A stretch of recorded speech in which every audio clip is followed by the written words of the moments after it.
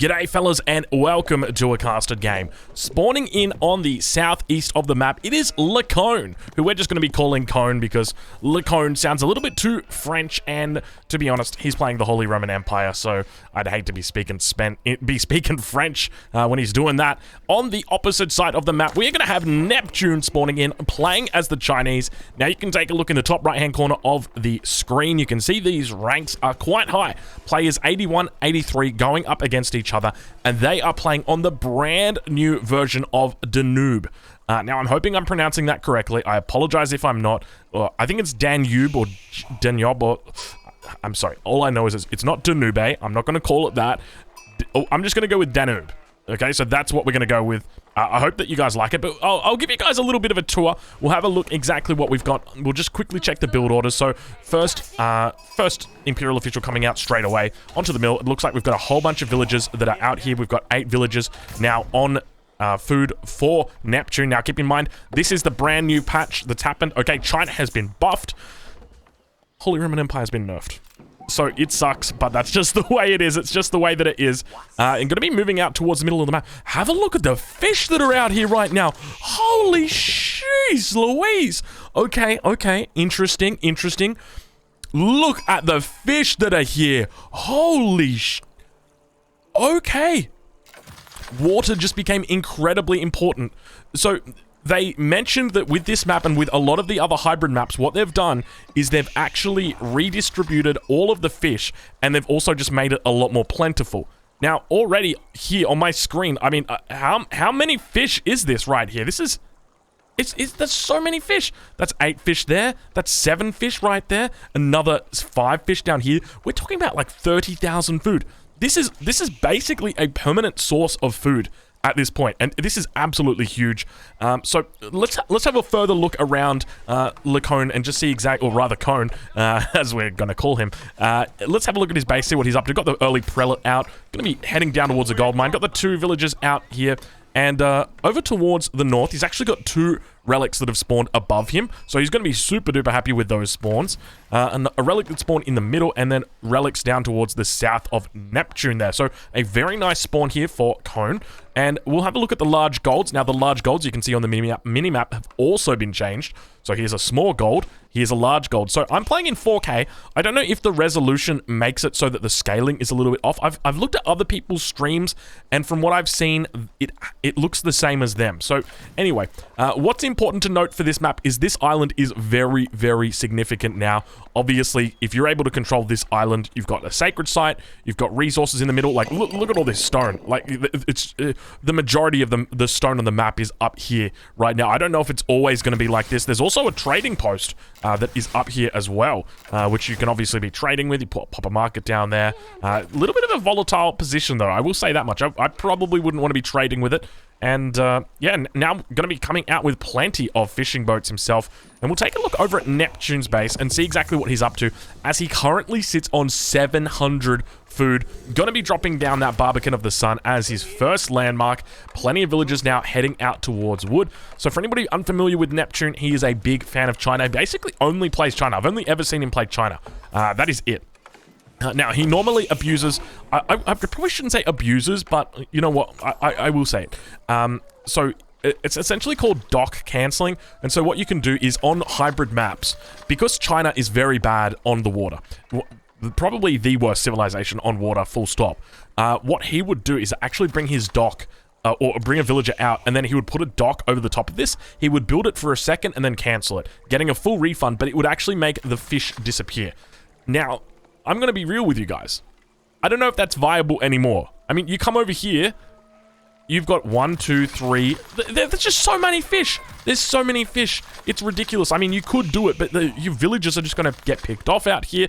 You know, you could, if you really wanted to spend a lot of time and a lot of energy doing it, you could probably eventually clear it. But, like, it's ridiculous. There's so many resources here. This is a significant buff to civilizations like Mongols. Mongols are going to have such a great time on maps like this.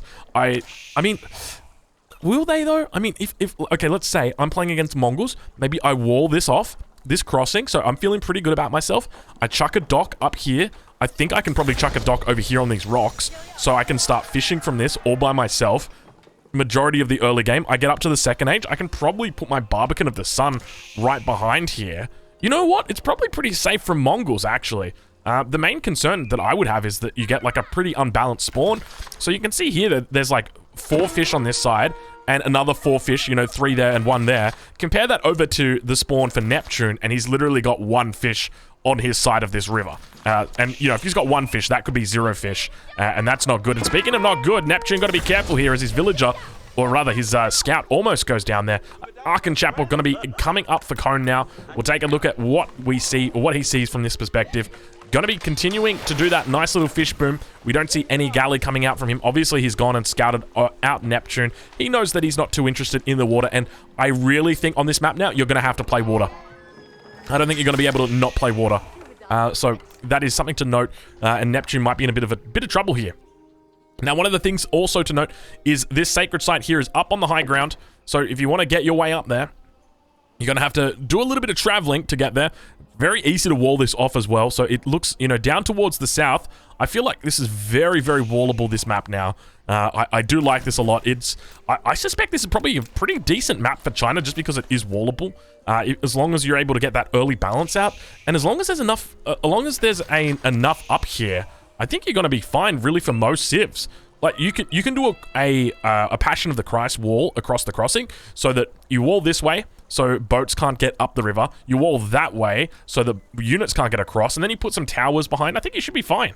But we'll take a look now over at Neptune's base. He's dropped down his second down center. Now that we've finished analyzing the map, we can get into analyzing the build orders, because I tell you what, I'm a big fan of this new version of the map. I think this is much better than the last one. For anyone who was familiar with the last one, it spawned in like 5 different ways, and it was absolutely terrible. Sometimes you would get this whole big island for yourself. Sometimes you would get a tiny little sliver of just like a tiny little bit of land.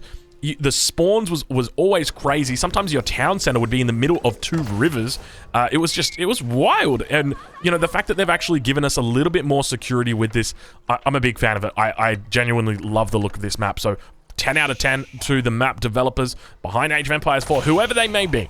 But now going to be going up looking for that all-important Dynasty. So he's gone for the double TC into Dynasty play now. Keep in mind, the Dynasty has actually been buffed significantly for the Chinese. It's not actually the Dynasty. It's more just the Zhuge is what has been buffed. And so with the archery range, he's going to be able to get those bad boys out. He's probably going to be dropping down a blacksmith as well. One of the things I have watched with the Neptune when he does play, he looks to get down a blacksmith very, very early. Doesn't actually have a lot of resources in the bank at the moment, so probably not going to be able to afford it. But we'll take a look. He's not really doing a lot of scouting. Doesn't know what his opponent is up to.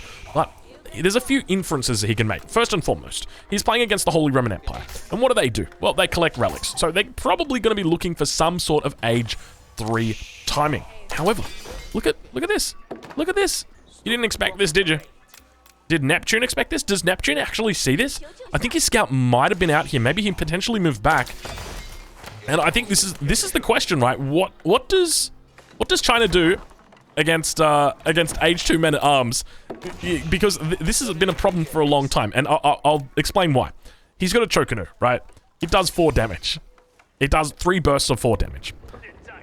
Early men-at-arms has got 3 armor. He's literally doing 1 damage a pop to the men-at-arms. Now, obviously, there's there's technically it's 3 damage because there's 3 separate shots that come out there, but he's going to be in a bit of a difficult spot. You can see he's now finally getting this mass going. So, you know, there's a lot of theories about how you should deal with this. In my opinion, I think the best way to deal with it is actually through some form of stone wall. So you can actually put stone walls up, like right here, get a nice little stone wall and put a stone wall tower on that. But now we've got the second ram going to be coming in. No +1 just yet for these Chokunu, and the villagers coming out right now. 15 villagers coming out. No +25 HP, and look how little damage they do to the men-at-arms. 6 damage right there. That's a full burst. Villagers now going to be trying their best, and you can see just how hard he is committing to this all-important. It's really important that he gets this down. 15 villagers were brought out. He's going to take out, he's lost already 5 villagers and going to be potentially losing a few more. There goes down another one, and on the back line, you can see the Chokanu just trying their best. It looks like 8 villagers managed to get out, so he's traded 7 villagers off for those 2 rams at that point. So look, he's maintained a lot of health on his Barbican. He's bought time, but at the same time, you know, we take a look at the villager count. He's sitting on 36. And that's essentially what he wants, right? He wants to buy time. 36 against his opponent who's on 41. So it's not a terrible trade for him, but the thing is, he's managed to buy time. His mass gets bigger. So this is a good play for him. The one thing I'm looking for right here that I'm not seeing yet is that he still hasn't made that all-important blacksmith. That's going to give him, I'm not kidding you, double the amount of damage against those men-at-arms. So normally he would be doing 1 damage times 3. Right? But as soon as he gets that +1, he's going to be going up to 2 damage times 3, which means 6 damage a pop instead, double damage. So these guys, essentially you got 12 of them, all doing 6 damage each. You're talking about 72 damage there compared to the 36 damage that otherwise would have been put out, and obviously that's 2 shot distance, so it's quite significant. But remember, by the same token, we can expect to see Cone potentially getting in +1 armor. We've got Iron Undermesh coming in right now for him, and so he is going to be in a very decent position once that upgrade does come in. He's got +1 attack already. You see the longbows having that +1 attack, and now going to be pushing out with the Chokunu. These are buffed up Chokunu, only costing 20. Where are they? Only costing 20 food. You see them right there. They are very, very cheap. So he's going to be super duper happy trying to produce these. And look at the villager pool coming out again. We've got 16 villagers coming up, and Men-at-Arms going to be trying their best, finally getting that blacksmith down. Hopefully we do see an Imperial official come and try and buff that one up. He does manage to actually have the textile upgrade here. Hopefully going to be losing a few less villagers. There are 12 villagers here. Look how low the HP is on the majority of these as he tries to get these away. He's down to 10 villagers now at this point. He manages to take down that all-important battering ram, but you really got to ask the question, is it worth it? As 5 villagers managed to get in here. He pulled 16 villagers, was it? He lost 11 villagers there. Now going to be sitting on 37 villager population. His opponent sits on 48. And now it continues to build, and the Men-at-Arms attack continues to progress. And so this is where you've really got to ask the question, what's the best way to deal with these Age 2 Men-at-Arms? Because I definitely believe the answer is the Chukunu. Okay, I do believe that, but the question is, how do you deal with the battering rams? That's the real issue, because the battering rams are going to slowly begin taking you down. So once again, I do think the best way to deal with this as China, throw a couple of villagers on the stone outcropping. If you do spot an early blacksmith down from your enemy, look to get up a wall. You want it to be a 2 or a 3 segment wall. So that means a 60 or 75 stone wall. And then you want to place 1, 2, 3 stone towers on it. You can see them down here, the stone towers. They have a springald that is already in place. It's already in place in Age 2. And then it can subsequently, it fires in a 180-degree radius like that. It's got a range of 9, so super duper long range, and it would be able to protect this. Now, the issue is, if he just walks past, if he just comes up this way and comes in from the side and then just kills your town center, you've got a whole bunch of stuff that has essentially just been useless. So it really comes down to making sure you place your buildings in a way that they're going to be able to be protected. How would you do that? Potentially, instead of putting the Barbican here, you would go for the Barbican, maybe like right here, and then that town center there, and then that's where you put your walls, right there, in the middle. But now, look at the damage that actually comes out. 700 HP.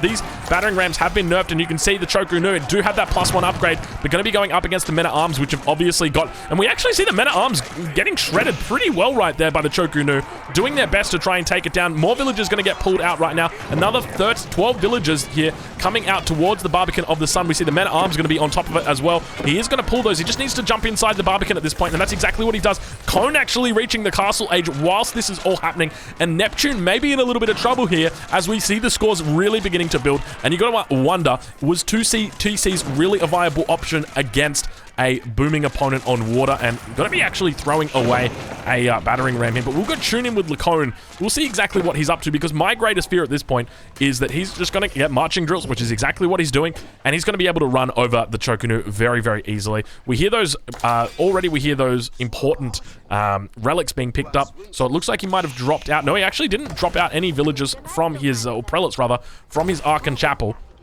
So he's just trained up a couple more. He's going to be heading back towards his Regnitz Cathedral, and he's in a great position here. So much food. He's got 9 fishing boats out here. Doesn't have the upgrades just yet. Actually, yeah, no, doesn't have the upgrades just yet, but the Men-at-Arms just continue to build. And these Men-at-Arms are just going to continue building. Doesn't actually have any of the research yet, but I'd love to see him get some of these in. And you can see he's actually murdered a deer. Where did these deer carcasses come from? Has he pushed these all the way back? Where are these... What are these deer carcasses doing right now? I would have to check the replay out. I need to see... I need to know what happened with those. Once we got the veterancy upgrades through, I suspect it's going to be good game for the Chinese player, because you can see he's actually stuck in H2 at this point. He doesn't have any source of food. Obviously, he hasn't diversified into a water economy. And you know what's kind of crazy is if he had done that, look at all the food he could have accessed. You know, just right here, he's got, that's 6,000 food, 7,000 food, 8,000 food that he would have been able to access very easily.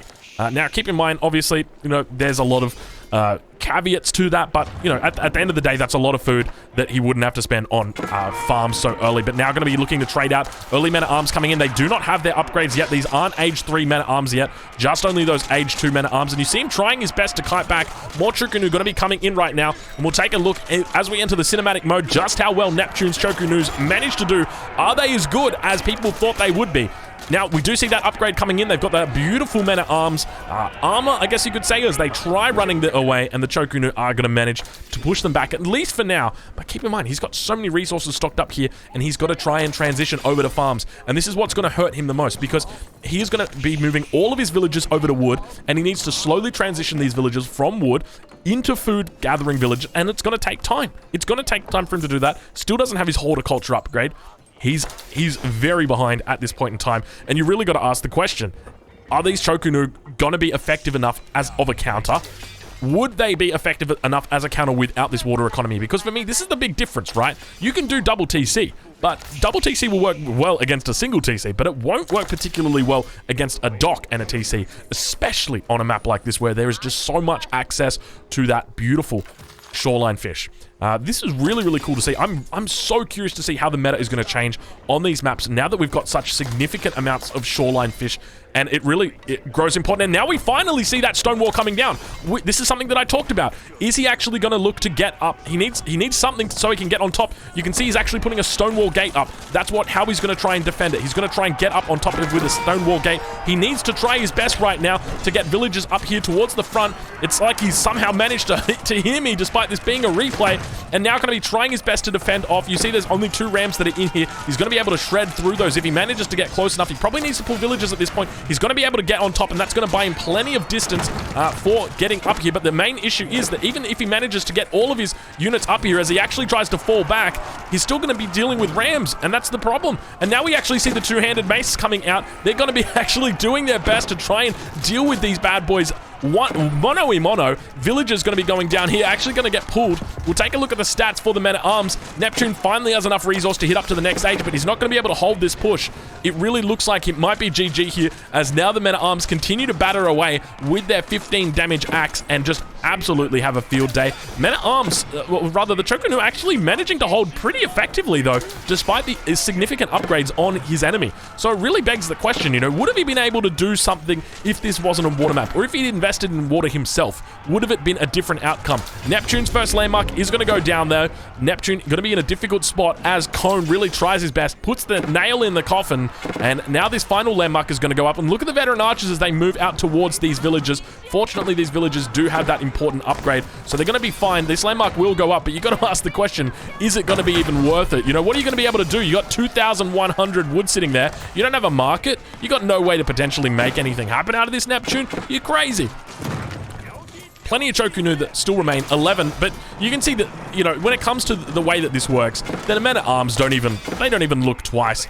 Do we have crossbows? We don't even have crossbows coming out at this point. It's just going to be more Choconu. Villagers probably going to be able to get this battering ram down, but you've got to ask the question, at what cost? 33 villagers now for Neptune, and it looks like he is going to be completely out of it. We'll check on his opponent. He's up to 66 villagers now, so doubling that villager count. These stone walls came a little bit too late, a little bit too far forward. I love that he was thinking of it, though, that it did connect for him eventually, and Neptune going to be trying his best here, but I don't think he's going to be able to hold on. We see that score beginning to build up for Cone as well, up about 1,200 points at this point, and now coming forward with the forward castle. This is a little, I would say this is a little bit BM, but I tell you what, he's that far ahead, and Neptune taps out. He says, you know what, I don't need a forward castle in my base. I'll just start another game, and we'll call it evens. Fellas, I hope you've enjoyed this cast. I hope you've enjoyed looking at this new version of Danube, and I hope I pronounced that correctly. Thank you so much for watching, and I will catch you guys in the next one.